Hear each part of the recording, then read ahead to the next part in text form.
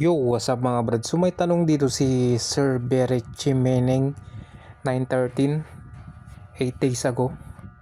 Yung video ba na ginagawa para sa Shopee is pwede din bang i-post yan sa TikTok? Hindi po kaya ma-copyright yan. So parang ang topic natin yan is kung pwede ba daw i-post yung Shopee video natin sa TikTok. Yes, pwede po. Basta ang uunahin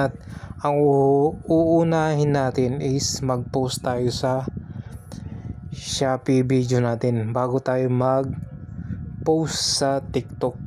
Okay? So pwede natin i-try ngayon kung paano siya ipopost sa ating Shopee affiliate tsaka sa TikTok affiliate. Okay, para hindi tayo maka-copyright.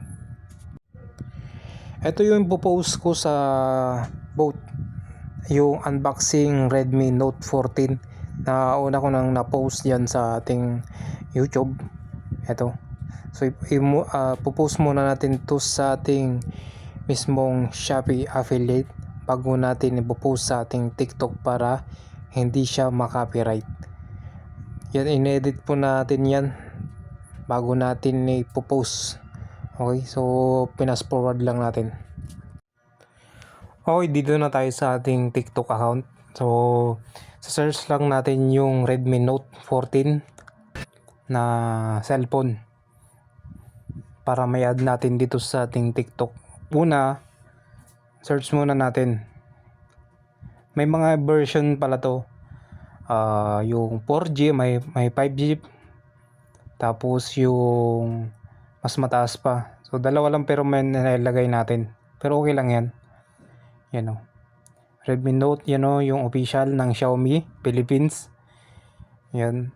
Add natin. Dalawa yung add natin para in case na din nila gusto yung isa. Meron din silang option. Pero dapat magkaparehas na yung lang.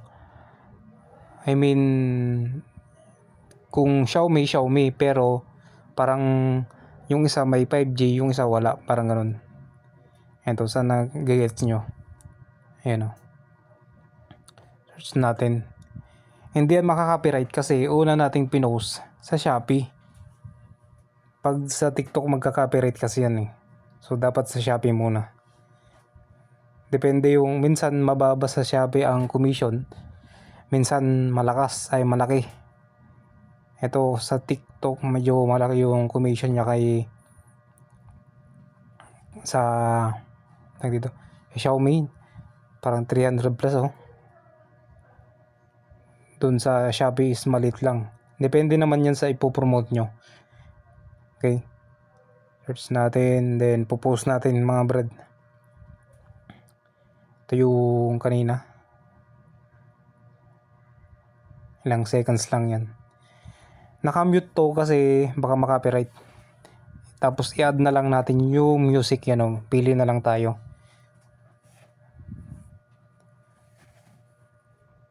Kung ano yung gusto natin. Pwede nyo naman palitan yan mamaya. Nakamute lang kasi baka makapiright nga tayo. So hashtag tapos add link. So, hindi siya available yung music. Palit tayo ng music. Pag hindi available pag may hindi available yung yellow basket, palitan nyo ng music. Okay. Yan o. Tapos add link.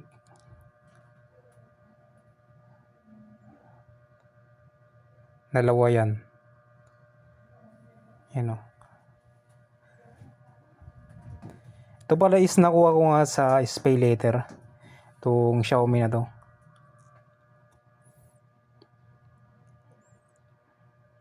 Add nyo lang yan.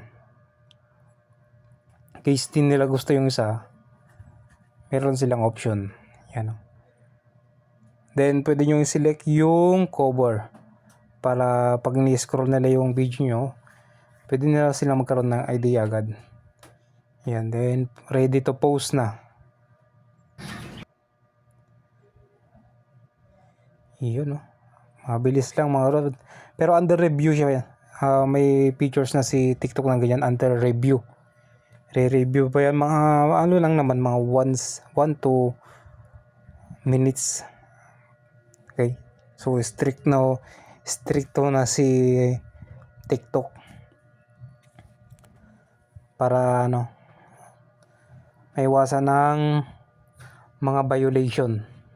So yun lang mga brad, pwede siyang i-post sa Shopee at sa TikTok. Okay, pero unahan nyo muna sa Shopee para iwas copyright.